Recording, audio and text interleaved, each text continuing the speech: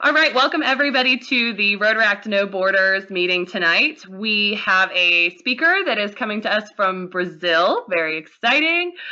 Lucas, I met Lucas at the Rotary International Conference when it was in Brazil. That was a long time ago now, it feels like. So we met in Brazil, and he was very friendly and very helpful. And then he, funny enough, came to the United States and was traveling through, and we got to meet up then as well. So Lucas is going to talk to us today about his journey from going from Rotaract into Rotary, because I know that's such a big maybe concern or maybe nervous thing or like exciting thing for Rotaractors. So sometimes I think it helps to hear other people's journeys and what they went through so that it helps us to make better decisions about what we want to do. So introducing Lucas. Lucas, you can take it away, and I'm going to stop sharing my video. Thanks, Lucas. Okay, hello. Hello, everybody. First, I'd like to thank Patty for inviting me to join you guys. It's a pleasure to come here and talk to you a little bit. I hope you have some questions after I talk, because otherwise I'll be talking a lot. So I hope we have some questions so we can directly my talk to help you guys through this process. So I have a few notes and a few pictures I'd like to share with you. So I'm going to start, and if you guys, any of you that are online, want to stop me and ask any questions, let me know. A brief history of me and Rotary. I've been involved in Rotary for almost 20 years now. My family has been involved in Rotary for over 20 years. My dad is a former district governor, still a Rotarian. I began when I was 14 years old as a charter member of the local Interact Club. Then I became an exchange student a couple of years after that. That's how I learned my English. And I helped start an Interact Club in Macomb, Illinois. That's where I lived as an exchange student. After I came back to Brazil, a Rotaract was starting to, a group to start a Rotaract was forming. And my sister was involved as well. She was the first president, and I was a charter member in our Rotaract Club too. And that's where I stayed for almost 14 years. I was barely 18 when I came back, so I had just turned 18 when we started the club. So I stayed there for 13 years. I was national secretary, president, treasurer, district representative, all sort of things. And I was a younger member, a younger charter member in that group. So everybody just leaving the club. They all left, and I was the only founding member still there at the end of my journey in Rotaract. So that's how we started the idea of starting a new Rotary Club. And the main reasons for that, and here's what I think I can share with you guys. In our perspective, Rotary was expensive, so we wanted to start in a new club without meals. We have no meals in our meetings, and the cost is very low in our format. This is the lowest we can get. Our monthly fee is only to pay the international fee, the district fee, and the magazine that we have to pay. We wanted a club that was activities driven. So we wanted a club very active, like Rotaract is, and focus our meetings in discussing the projects, activities that we want to do. So that's kind of the format we wanted to do. And of course, we didn't feel like the old club gave us that opportunity. Of course, they sponsored us. And one thing that I want to make clear is the Interact Club is still active since 1999. And the Rotaract Club is still active since 2002. That's when both clubs started. Not sure about the Macomb Interact Club. I haven't been in touch with them for a few years now. But one of the times I went back to the US and I went back to Illinois, they were active. So I can't tell for sure now, but they were. A few years ago, they're still running the prods and everything. So that was really cool. So there was a different culture. We wanted to start a new club. We felt like we could start a new club because we had a different culture with this group. And at the same time, I felt like the group that we had, uh, a lot of them stayed with Rotaract over 10 years. Some of them 7, 8 years, depending on the age they had when they joined the club, when we started the Rotaract Club. And that gave me a feeling that if not all of them, most of them loved Rotary. Otherwise, they would have left before that. So since they loved Rotary, in my perspective, after I left Rotaract, because I turned 31 during my last year, so I had a few months when I was 31. I just in July, when the year ended, I left Rotaract. I started getting in touch with them. A few of them still lived in town. I'm from a small town in the state of São Paulo, Brazil. It's about a 3-hour ride from São Paulo city, the capital, the state capital. And a few of them still lived around here.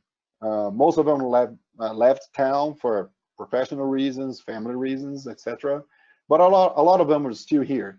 And only 2 became Rotarians out of the group. There were, I don't know, over 50 over the years, 60, 70. And I felt like we could, if I talked to them, like we could start a new club. And that's how we all started. I started asking them, why did you not join Rotary? I know you like Rotary. I know you believe in Rotary. So why did you not join Rotary after you left Rotaract? And of course, the Rotarians from the other club all expected me to join their club and maybe bring some of these guys with me. But we had a different idea. So we started with 20 members, and that's the number you need to start a new club. And that's the international rule. So same thing would apply for you guys. In that group of 20 members, we had 7 former Rotaractors, 1 former Interactor, and not counting me. So I'm counting myself as a Rotaractor, but I was also a former Interactor. And we also had 5 Rotaractors with double association. I'm pretty sure you guys are familiar with the new rule since 2016. You can join Rotary, you can be a Rotarian without leaving your Rotaract club. Although that's tough, because we've been dealing with it in reality, and that's not easy. Not as a club, not as in a perspective of administration, but more in the sense of the member itself. It's a lot of commitments. It's time consuming. So it's really for the ones that are hardcore. That's what I tell them. You guys are hardcore for the double affiliation, the double association. But anyway, we started a club with 5 Rotaractors who were also becoming a Rotarian without leaving the Rotaract club. So in that group, and of course we had a few more to make it the group 20 that had never been involved with Rotary. And we all approached them with this new philosophy, because especially in a small town like ours, Rotary has this stigma, this bad image in society. That's an upper class club, it's a very high society, expensive club, very elite. So we wanted to fight that image. We want to be the volunteers. We want to be hands-on project type of thing. So we approached this group selling this idea, and of course we convinced some people, so they joined us. So we, in that group, talking about the Rotaractors who were becoming Rotarians for the first time. In that group we had, and that's where my notes are for, because I'm not good at remembering the numbers, so the numbers are reading here. We had 11 former presidents, 2 former district representatives, 1 former exchange student, myself, and all of them had been club and district treasurers, secretaries. I was a national treasurer, secretary, like I said, and etc. So that group was a very strong group. I felt like, and that was one of my pitches when I was recruiting them. I said, okay, how long have you been away from Rotary? And they would say 2, 3, 4, 5, 6 years. And one of my biggest pitch was, can you imagine how many projects and how many people were not helped? How many projects did not happen because you weren't involved? Um, you see the potential we're missing. We have the potential to make this happen, and that's one of the things I saw them, and they really believed that. And after a year, a little over a year, that we started our new club, I think they feel like we did the right thing and we fought for the right thing. I feel like we have been very active. I will talk about some of the projects we were able to do this year. Like I said, I have a few pictures on my phone that I can show you guys, and I feel like we're reaching that potential. I feel like this group was so strong, and they believed in everything we wanted to do, and our group has been pretty special. So, needless to say, we had some bumps on the road, especially at the beginning. We had a lot of support from the district governor. Since I was involved with Rotaract and the district for so long, I knew a lot of the Rotarians, the old Rotarians, that were involved, the governors, the former governors, etc., etc. I knew most of them, if not through Rotaract, through my dad. So they all knew me, and when I told them this group had a lot of energy and we wanted to make things happen, they were all on board. And the governor, especially the governor, last year's governor, he helped us a lot because we had to face some issues with the older club. We began with the idea of starting a satellite club. Don't know if you guys are familiar with that, but that's also an option now since 2016. So we started with the idea of having a satellite club, and we were denied. And to start a satellite club, you only need 8 in your group. So that's a lot easier to form a group of 8 and then get things going, get things started, and then become a bigger group and end up with 20 and starting a whole new club.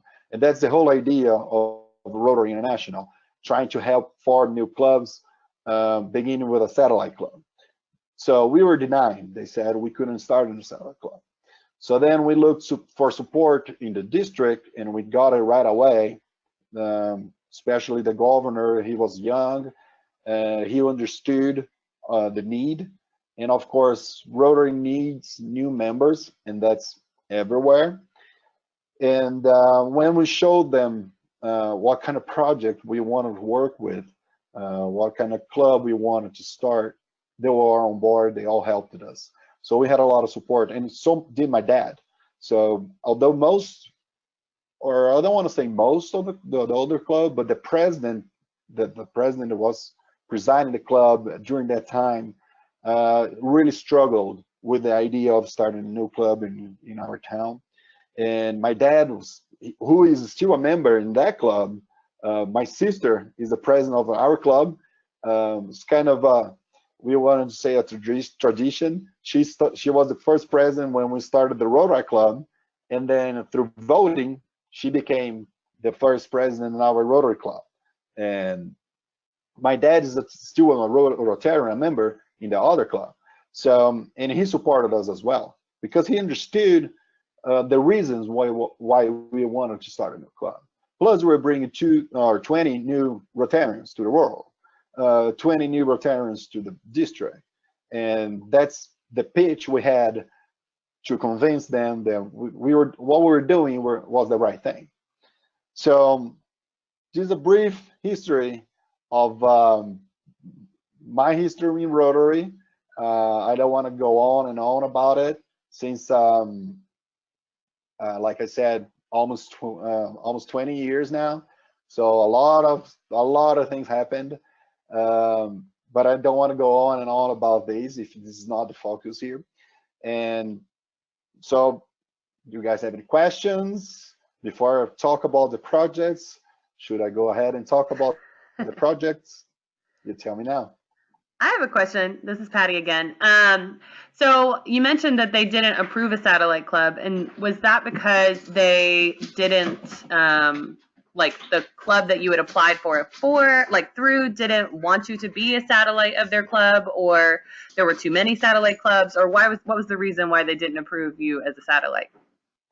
Well, they didn't like the idea that Rotaractors who were sponsored by them were starting a new club instead of joining their club. So that's, nobody said that to me, but that's how I felt at the time. I think that was the main reason. They were trying to, like I said, not most of them, but especially the president at the time really struggled with this idea. He wasn't familiar with it, and he was afraid that we would start a new club, like we ended up doing anyway. But he, the satellite club, he didn't understand what it really was. Since it's a new thing, most people, when, and you guys are gonna get older, like we did, and when you get older, the new things bring you fear. You know, you're afraid of the new things. You don't want to try new things. If everything has worked for 15 years, why do you want to change it now? You know, I don't want to try these. Let's just leave things the way they are. So the older you get, the more you get that way. And since I'm getting older, I can tell that's really happening. So Rotaractors have a lot of energy.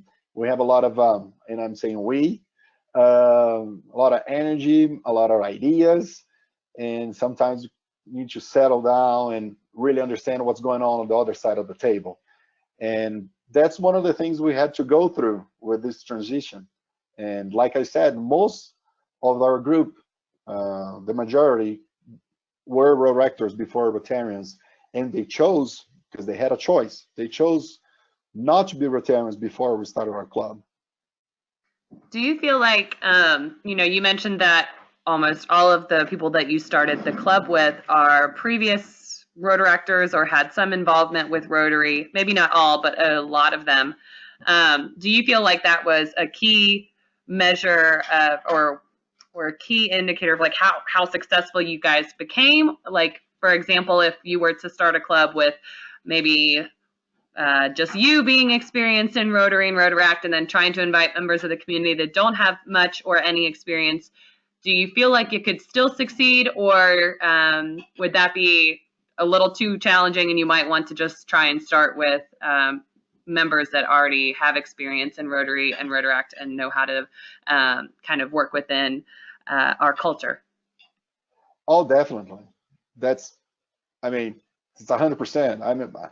I'm totally sure that one of the things and that was another pitch that I had with this group when I gave them an idea of starting a new club. I said, one of the things I learned in my Rotarian life was that I cannot do anything alone, by myself. There's no way we would succeed, that we would have so much success in such a little time, such a short time, if it wasn't for this experience that this group had. So that's 100% for sure. Maybe, of course, it's hard to predict the future. Maybe if you had the same idea with all this group, with all this experience, if we had the same type of success, it would take us so much longer, because a lot of the steps at the beginning, we were like, okay, we got this. You know, you don't need to be trained. You don't need to be told. You know Rotary. If you've been in Rotaract for so long, you know Rotary. The rules are the same. The principles are the same. Maybe the way you do things is a little different. There's more responsibility, more money involved a lot of times. There are global grants that you can get involved with, district grants that you can get involved with, a lot of more paper, a lot of more bureaucracy. But at the end of the day, you are doing community projects. You are doing community activities. And that's what it's all about, you know, doing projects, helping people, helping others, helping your community develop. So we knew how to do that. We had a fundraiser, like I'm going to talk about some of the projects we did. So I'm getting ahead of myself a little bit. But we had a big fundraiser, and that was the second fundraiser we had was a big event. And why is that? Because most of the club knew how to do things.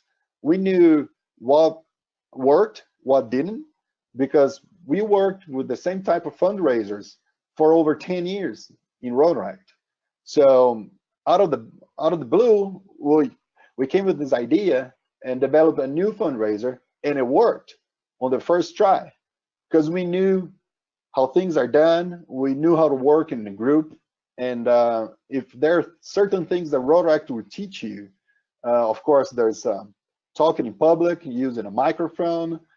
Of course, they're all becoming a leader, develop your leadership, but also working in group. That's really hard, and that's one of the things you learn through Rotaract. So, answering your question directly, maybe I was answering it too long, but definitely, if it wasn't for this group, I would never be able to become the Rotarian I am today, or needless to say, the Rotarian I want to become one day. This group was really, like I said, was really special. There's a lot of experience. Like I said, most of them were former presidents, all kinds of responsibilities, all kinds of experiences through projects, through international, local projects. So that was 100% for sure that I wasn't going to be able to do everything we have done so far, and maybe I would have given up the idea of starting a new club for sure. Cool. That's neat. Are you the only one with the microphone on? You're the only one asking questions. Amanda here. I'm wondering There you go. what the hi, yeah. I'm wondering what the age range was in your club, like your oldest and youngest members. Our youngest member, and like I said, I'm not good in memorizing numbers, so I might not answer this completely correct, but I'm trying to be accurate. The younger one was 26 or just about, and the older one was 54, 53. So most of the members were young, but not all of them. Not all of them. We had, and another thing that was kind of special, it shouldn't, but around here it is. About half of the club was and still is formed by women. So there's a lot of resistance around here. A lot of clubs, a lot of Rotary clubs, I'm sorry, don't accept women. So that's not the case in my town. The other clubs presided by a woman right now, So that's not the case. But still, just to cite an example, the town next to us, about 20 minutes away, they have 5 Rotary clubs. They have almost 200 Rotarians. Only one of them accept women. And then you tell me, okay, that's not allowed because you need to accept women. Well, it's not like they forbid, they just don't invite any women. So no women join them. So that's pretty big for us too. The group was young, energetic, and formed by almost half by women. Awesome.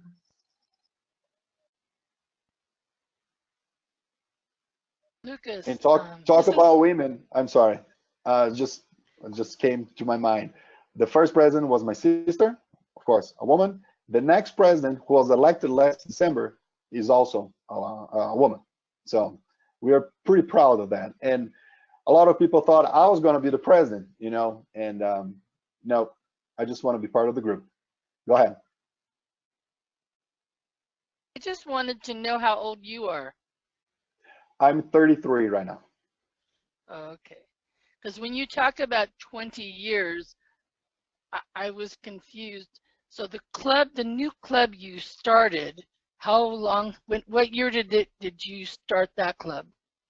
When I mentioned 20 years of Rotary involvement, I meant almost 20 years. I meant when I first joined Interact Club, I was 14 when I joined it. So that's what I meant. Our clubs, we started in January 2017. So we're just a little bit over 1 year old now. Okay, that's what I was trying to understand. So I just want you to know, I am a Rotaract advisor. I'm one of those old people you talked about. And I really appreciate the work that you're doing and the whole philosophy, because I think one thing we forget, and that is Rotary was actually originally started by business people, or but ones that were your age, that were in their 30s, who were looking for a better way to do business. And so for Rotary to have this reputation of being about old people, which it is true. I mean,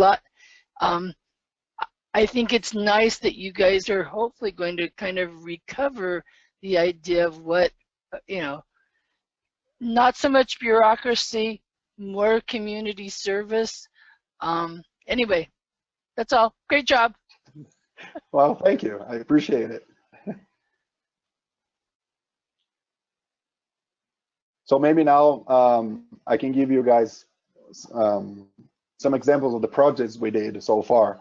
And that's another page of notes I have here so I don't forget anything. And these are only the main projects we did. Before I start, I would like to let you know that all these projects I'm going to mention are registered in a Rotary Showcase. So I don't know if you guys are familiar with this tool, but it's an online tool. If you Google it, Rotary Showcase, just like it's pronounced, you see it's a big database of projects that were done throughout the world by Rotary clubs. And we tend to put all the main projects in there. So if you type, there's a search. If you type São Manuel in there, Paraíso, which is my club, maybe I'll have to, or Patty can do that anyway, or you can email me, or district 4310, that's my district. You'll find all these projects and all the pictures and all information about these projects. So I'm gonna grab my phone that's over here. And so we started last year. We had, and this is kind of cool because it's and this is a picture of what from our beginning. Just show you guys. Oops, somebody's calling me. Bad timing. Sorry. Here we go. This is a picture of when we started. So in the middle is my sister holding the certificate, and there's the district governor, who is also in there. That's the older guy in the middle. And this is how we started. But like I was saying, we started working. One of the first projects we did was working with McDonald's. In Brazil, McDonald's has a project that during one day, it's called the Big Mac Day. All the sales on that day, all the Big Mac sales on that day, go through a charity. So in that case, we sold the tickets for Big Macs before the day. That was in August last year. And we also got to work in McDonald's. It's the picture. And that's my sister and our older member working in McDonald's. And the money raised in that occasion went to a children's cancer hospital in the next town near us. So that was pretty cool. Then we had what we call the ecological school competition. The translation might not sound so good because it's kind of hard to translate the names of the projects, but I can explain what it was.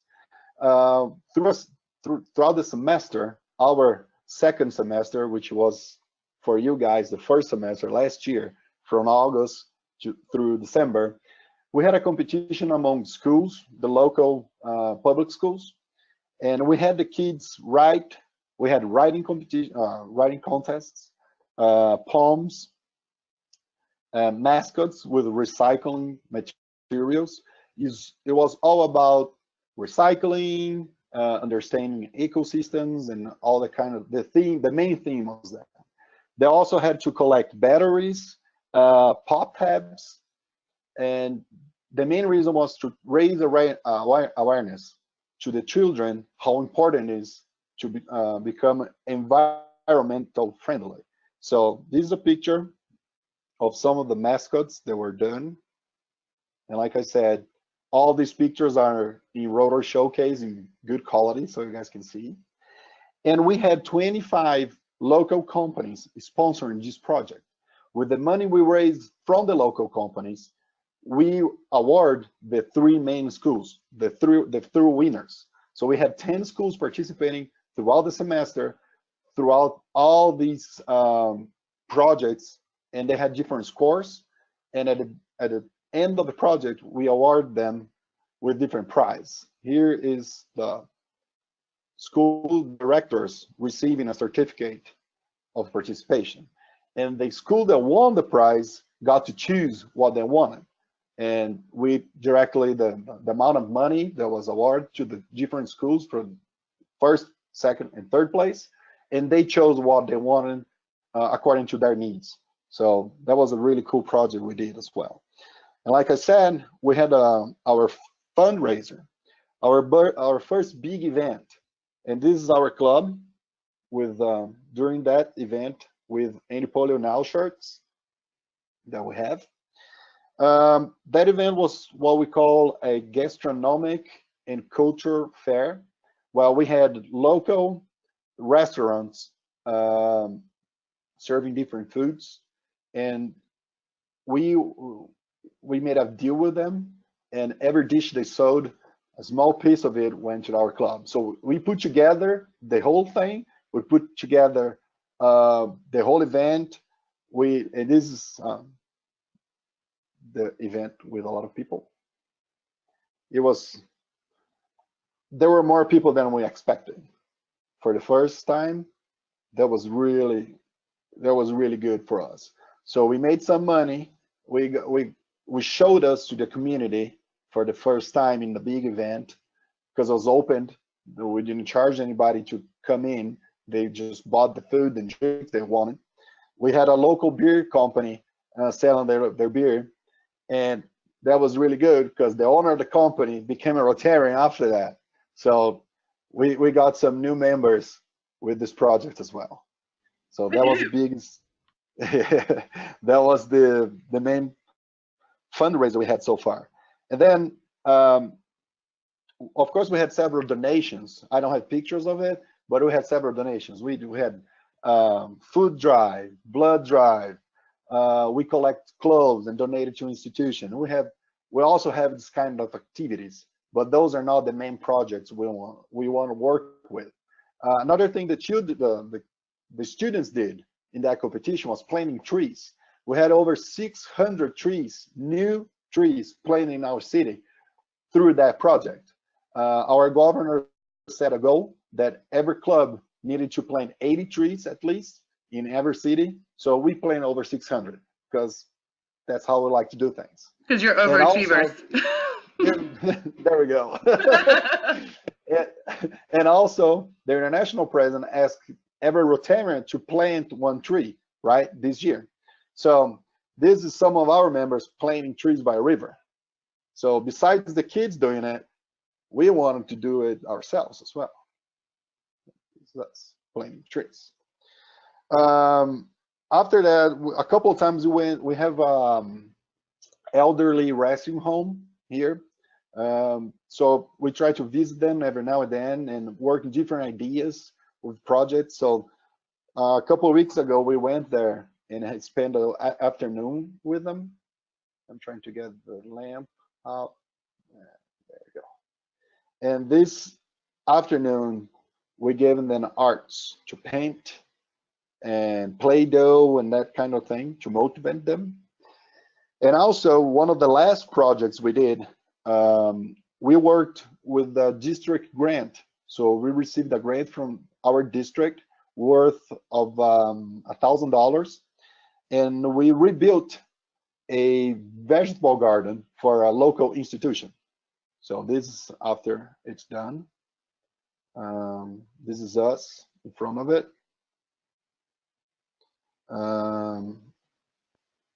They attend, this institution work with local kids after they're out of school.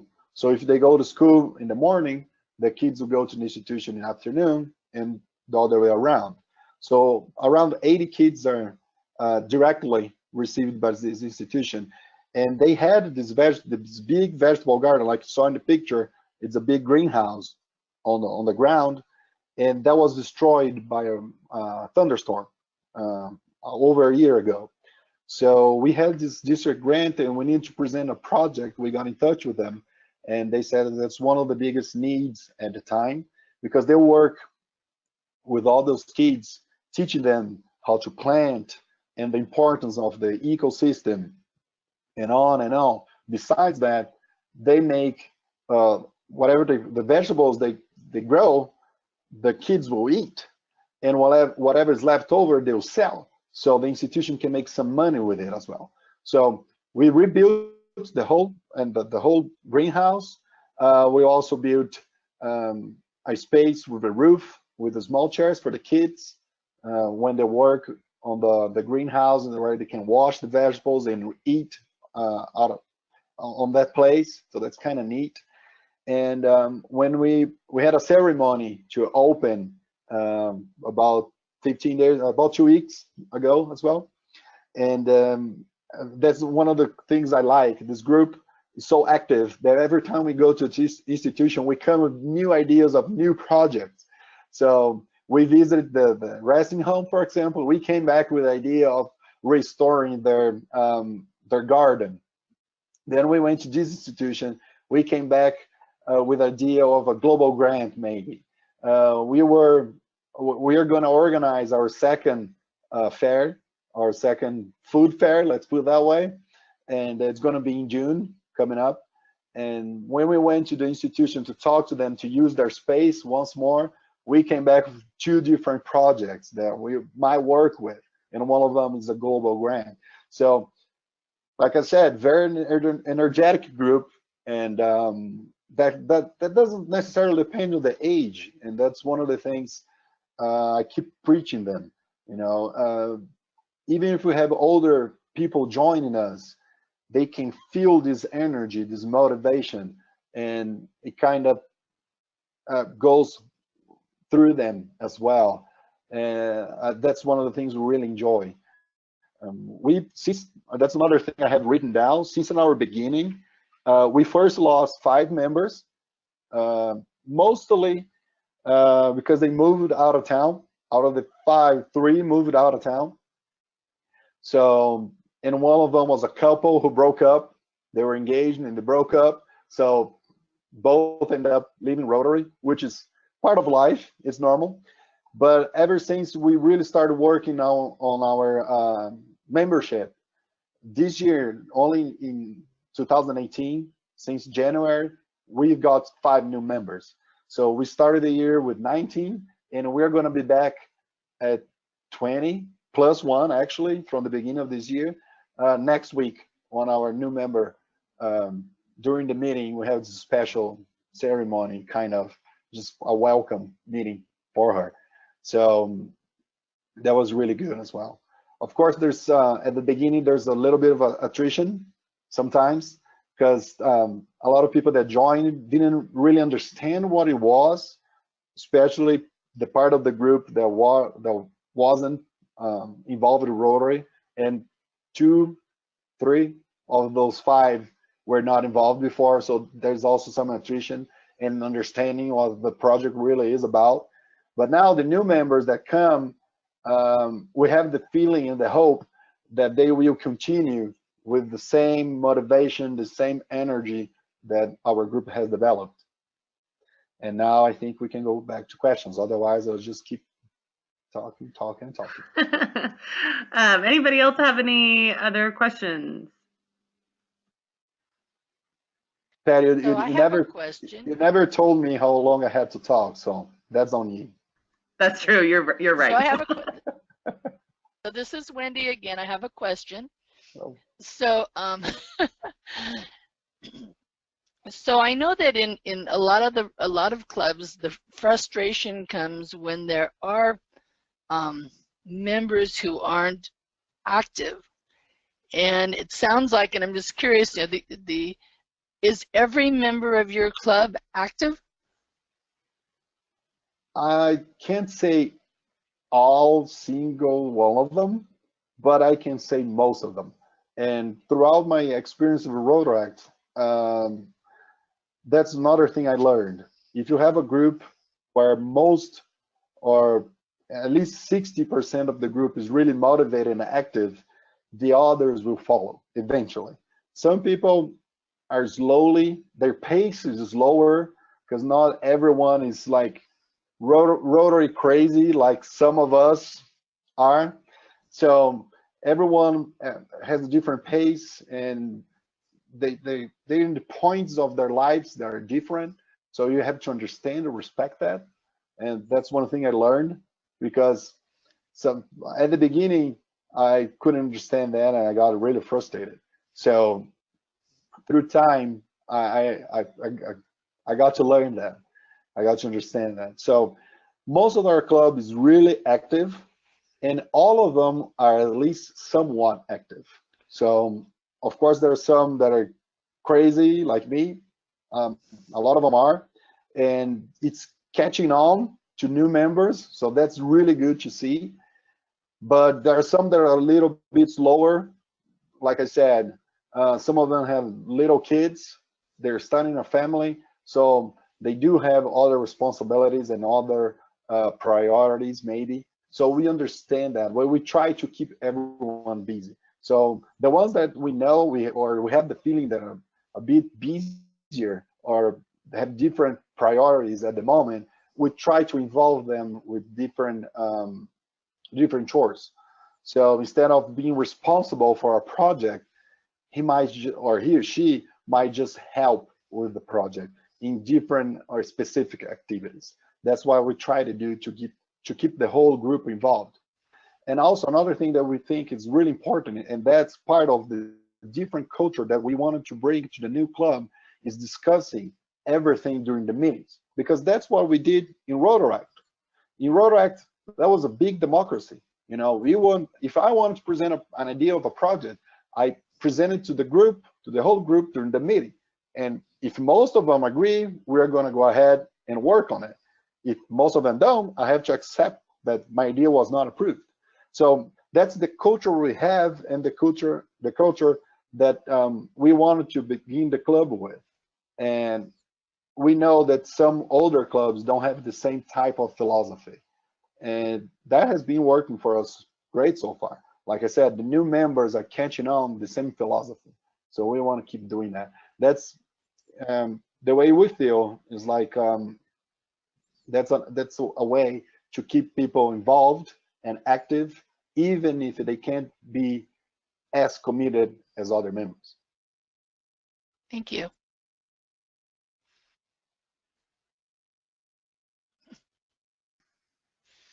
Cool. Anybody else have any other comments or questions? I'll leave it silent for a minute. Be silent. Nobody's gonna ask me what the football helmet's doing back there. Do you guys see that, Tennessee? Of course you know about it. I do.